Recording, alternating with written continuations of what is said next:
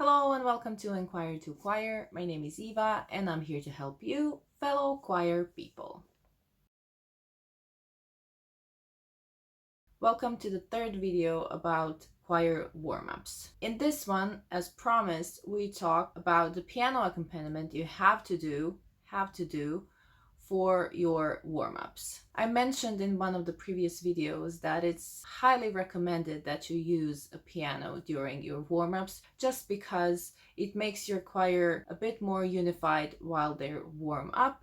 They have a clear guidance and they are listening to a harmonic structure, which is very important, especially when it comes to the choral sound in general. The reason I decided to make a video about this is because I never actually heard somebody talking about this, and I never actually heard someone in real life saying they learned that from someone or that somebody gave him or her advice. Plus, I think we all know that piano accompaniment could make a really big difference. So here we are. Just a little note before we start: if anything is unclear in this video, please know there have been already 2 videos about this topic before this one. I highly recommend that you go visit them. The first one was about how to do a choir warm-up, and the second has 20 choir warm-ups explained what they're useful for and how to do them. The choir warm-up exercise I mentioned here as an example is thoroughly explained in the previous video. So let's hop to it.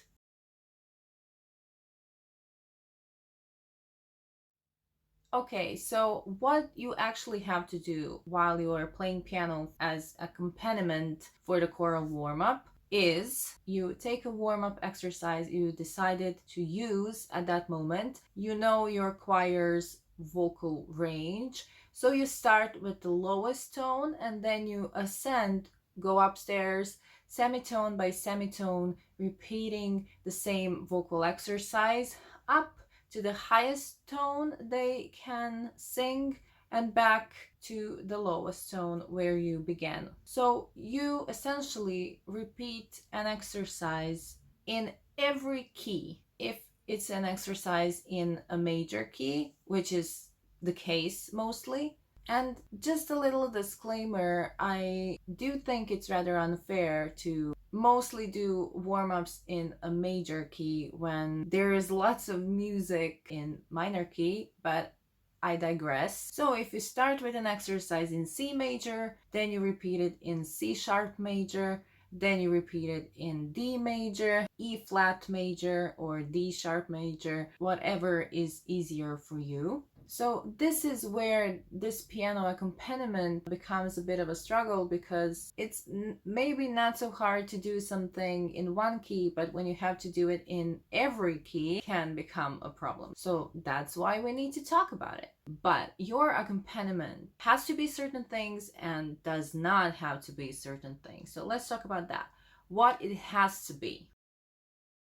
First of all, in tempo. That means when you define the tempo of a certain vocal exercise, you shouldn't change it.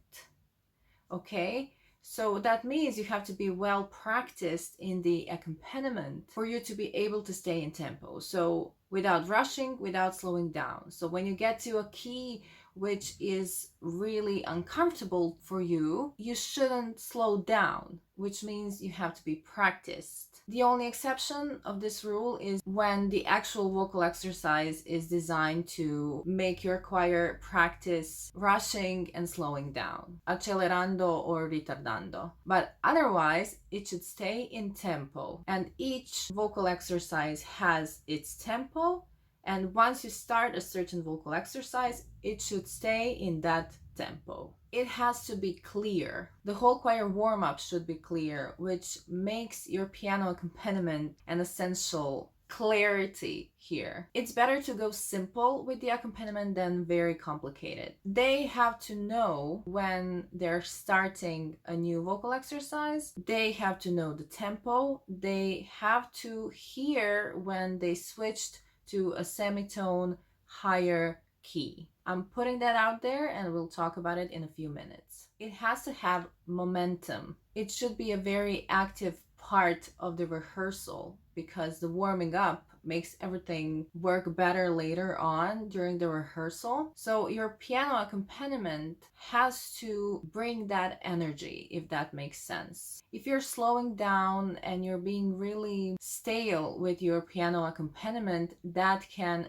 really affect your whole choir warm-up. That also ties in with the fact that each repetition of an exercise should be a logical one. So on every semitone, in every key that you sing the exercise, the transition between one key and the semitone, for example, higher key, should be a logical one. That means your choir has to be able to take a breath in the most logical way. It makes sense for that vocal exercise and for the thing you're trying to achieve with that exercise. In general, it has to be clear to your choir, and the conclusion for this section, what it has to be, I would say it has to be planned. You have to at least know what vocal warm-ups you're going to do that rehearsal, because it's not just about how you play each warm-up exercise. It's about how you transition from one to the other. Again, it has to have momentum, so you have to have a logical transition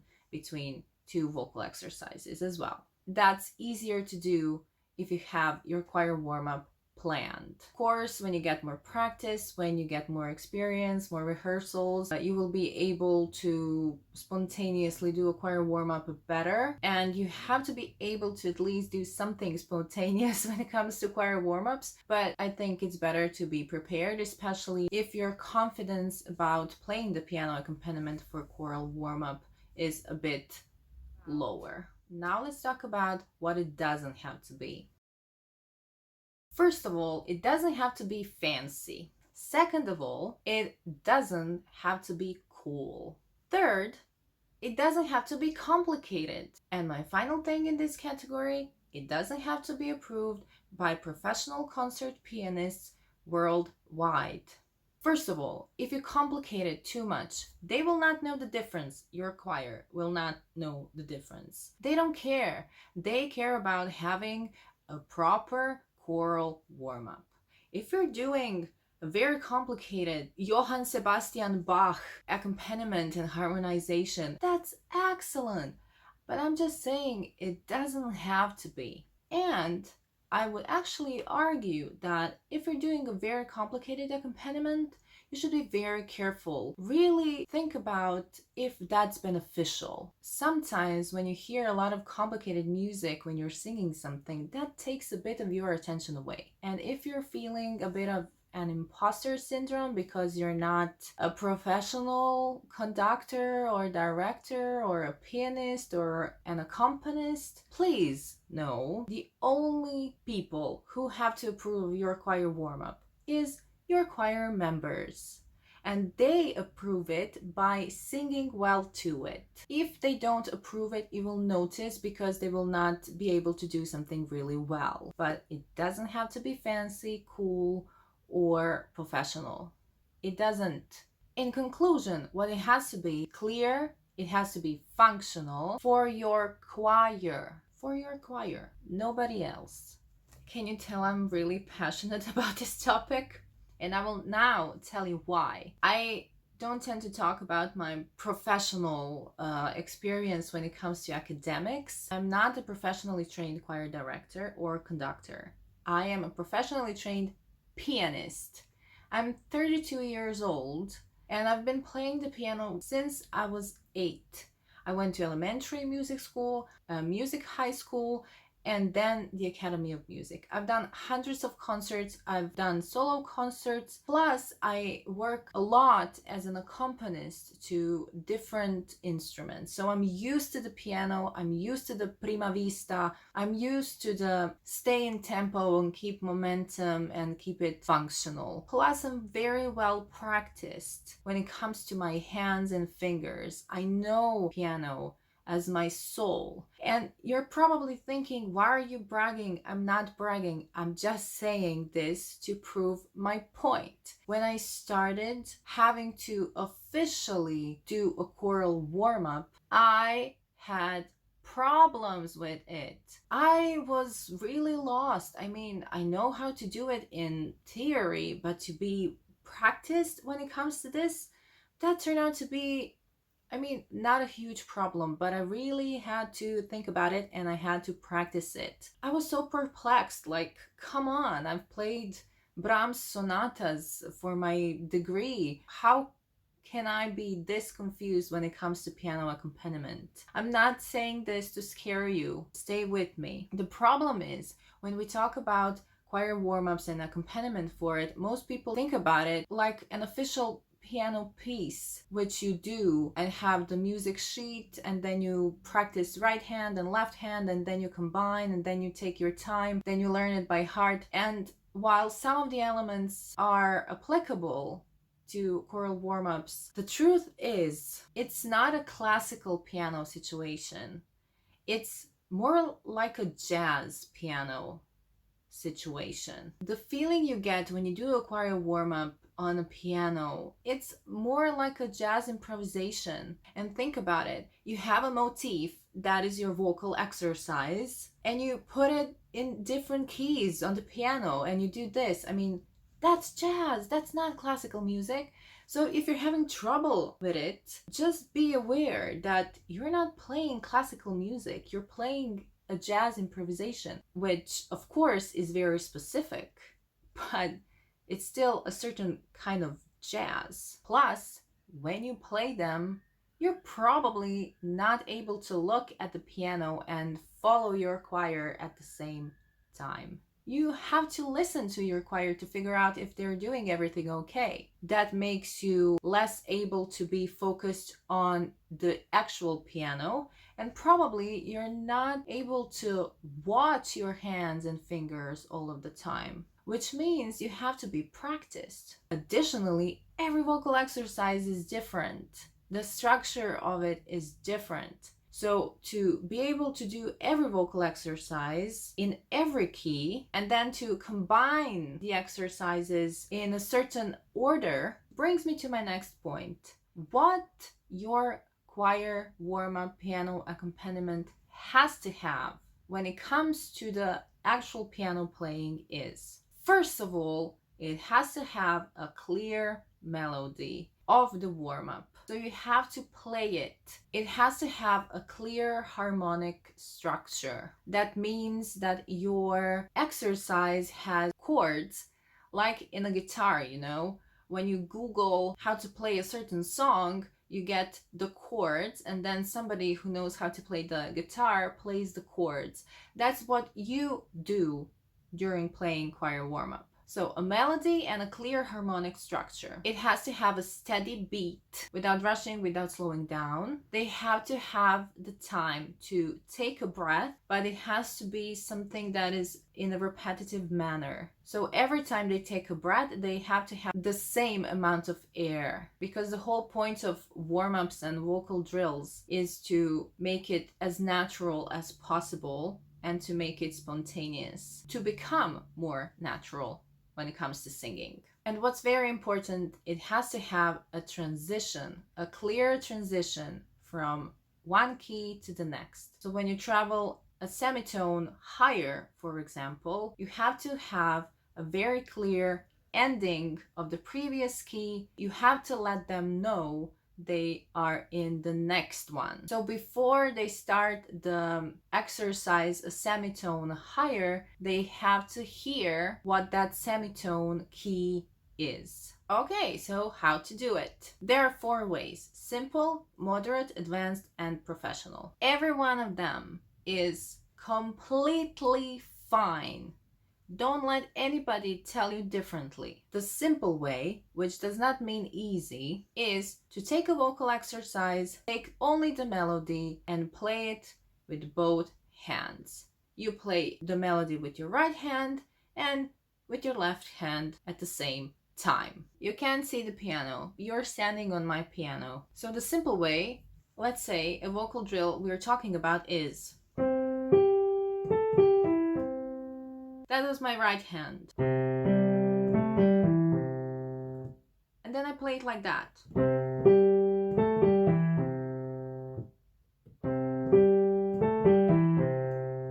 It sounds beautifully. Then you add the transition. That was a C major. And then I repeat the key which we were in and add the next one. So connected, that sounds like this. So I did it in C major, I repeated the C, and then I added the C sharp, and then I follow with the exercise in C sharp. Again.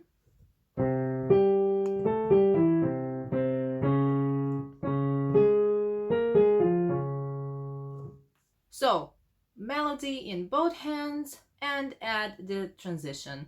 A moderate way is to add one chord in your left hand, and that is the chord of the key you're currently in. So if we start with C major, and by the way, I want to preface this because I got a question on a previous video. The reason why I talk about the warm-up exercises in C major is just because that's the most common key they're written in. So that's just because that's a convention, not because I think that it should be a starting point for every choir. You decide what your vocal range of your choir is and you work on it.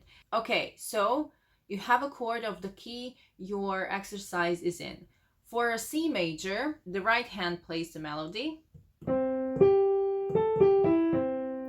and the left hand just plays the chord like this.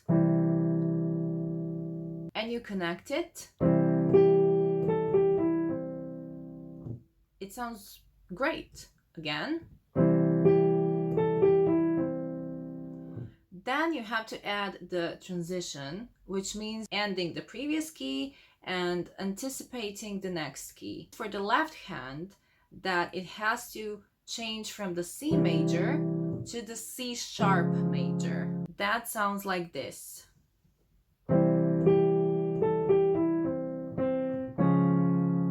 Or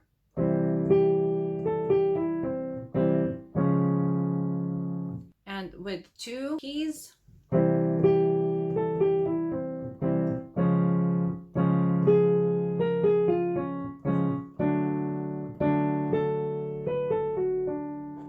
and so on. You can even improvise with the rhythm, so your left hand doesn't have to hold the tone. It can go like this.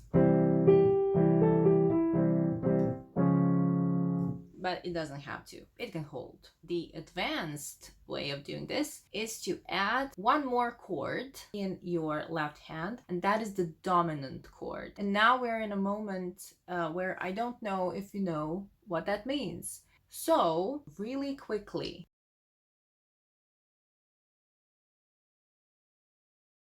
in a scale, in a C major, you have 8 tones. C, D, E, F, G, A, B, C. The tones that have the biggest harmonic impact are the first, the fourth, and the fifth. The fifth tone is the dominant. What you need for the advanced mode is the dominant. So you have the first and the dominant, that is the fifth. So in C major, the first tone is C, and you do a chord on C, which is C, E, G. That's a major chord.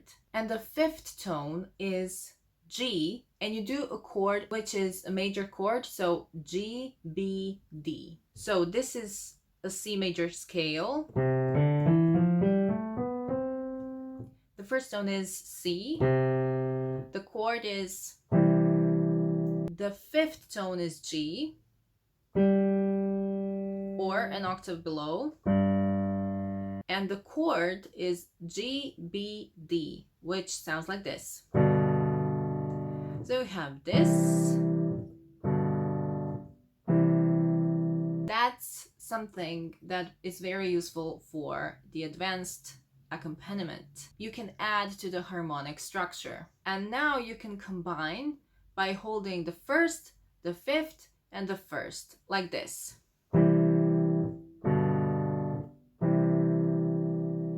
To be fair, this doesn't work all the time because not every vocal exercise supports the dominant harmonic structure, but in general, a lot of them do. So that's why I added this. What it sounds like.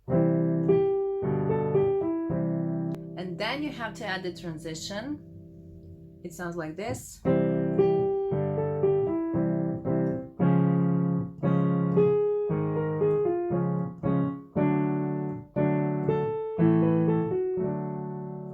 And so on. And finally, the professional way is to add the dominant chord of the next semitone as well, of the next key. That means this.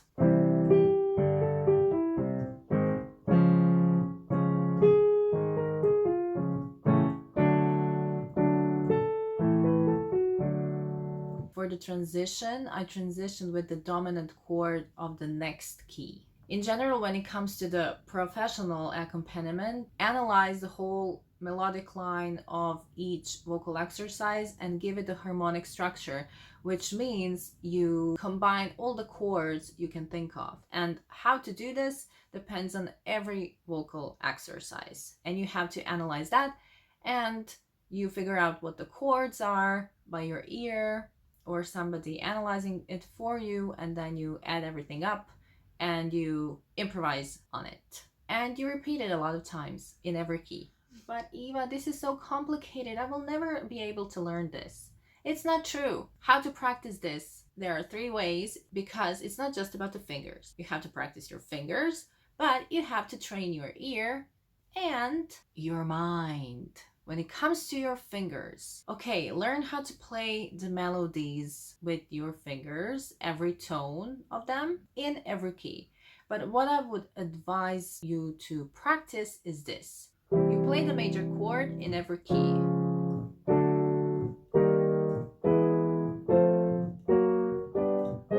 Then you go faster.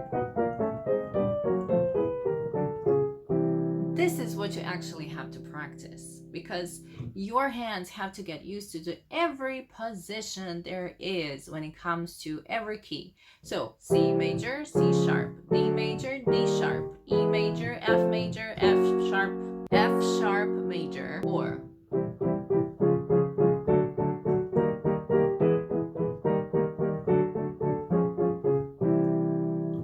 and now you're going to ask me, I don't have that written down. You shouldn't. This is something you have to get used to without looking at the score. That's the trick. That's about the mind. That's why I said you have to practice your mind. Don't look at the score.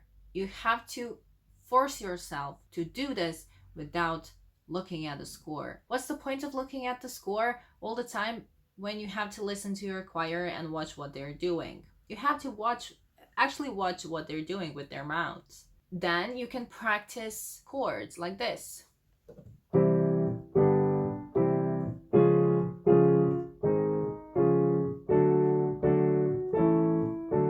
Or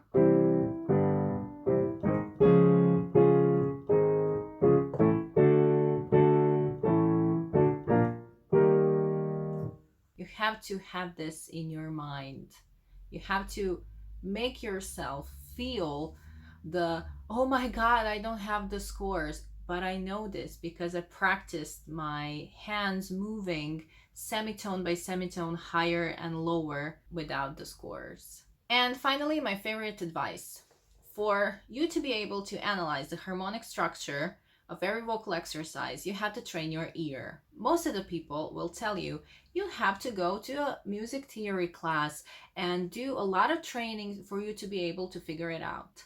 I highly disagree, because the 3 major harmonic functions are 3 chords, and every pop song in the world has those 3 chords.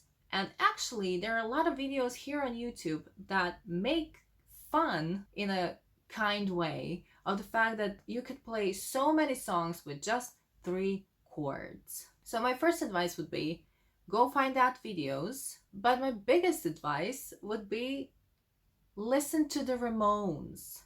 Yes, you heard me right. The Ramones. I really don't get it. They are really neglected. I'm not going to listen to the Ramones. They're punk.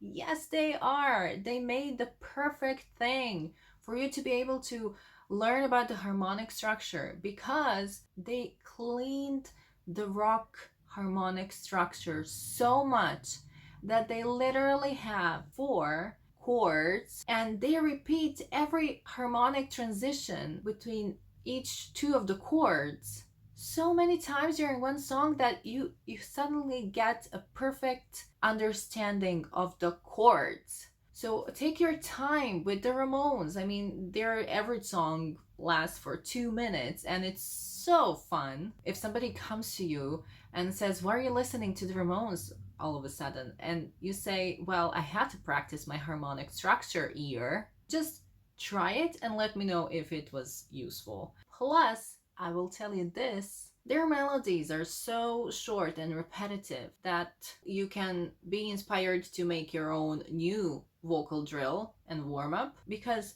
it's such a fast tempo. So you can use them to practice being in a fast tempo and articulating all of the words. Plus, I think it could bring your brain space into a choir warm-up space. They do not stop. There for 2 minutes in that tempo. Listening to the Ramones, I think it could help. This concludes the choir warm-up series and choir vocal techniques series, but stick around. In a few days you will get a little bonus video here on the channel. Spoiler alert, piano. If you wish to talk to me, you can email me. If you wish to see more from Enquire to Choir, you can subscribe or you can check out all the other videos here. There are a lot of them now. I'm actually really shocked how many videos there are. And thank you for being here. Thank you for watching and conduct well, conductors, and I'll see you next time. Bye!